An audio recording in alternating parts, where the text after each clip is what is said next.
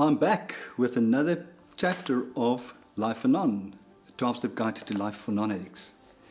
Today we're going to look at step 5. Step 5 reads, admit the exact nature of our wrongs. If you can remember, in step 4, we made a searching and fearless moral inventory of ourselves.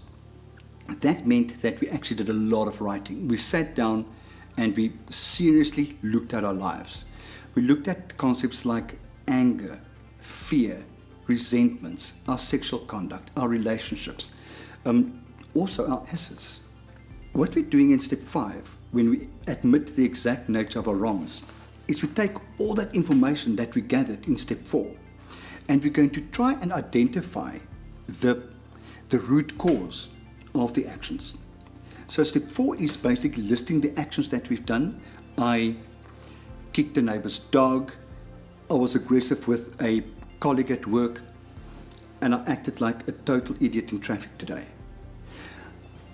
We're going to look at what the causes are. Why do I act that way?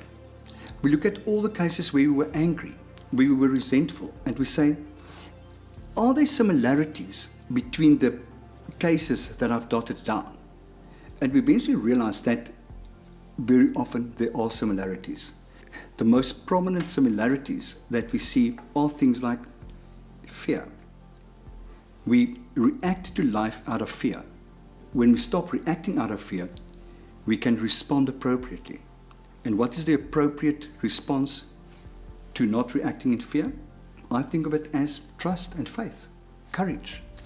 So instead of entering a situation in fear, today we have the option of rather acting in courage, turn to our higher power and ask for trust and faith. We'll find that once we know the exact nature of our wrongs, we engage with life completely differently. In step 4, when I did my step 4, it came out that the most prominent exact nature of my wrong was exactly fear. I had to learn in my own life to know that fear does not serve me. When I act in fear, I get robbed of a life fully lived. My second biggest exact nature of my wrong was self-pity.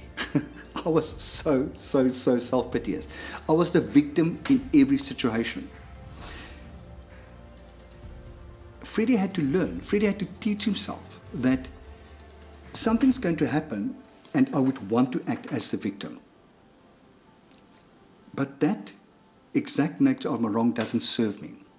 What's the opposite of being a victim? What's the opposite of self-pity? Gratitude.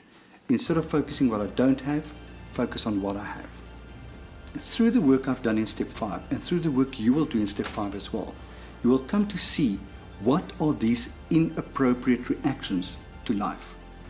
And in the next step 6 and 7, we are going to analyze that and see how we can stop you from reacting in the exact nature of your wrong and live in the opposite spiritual principle.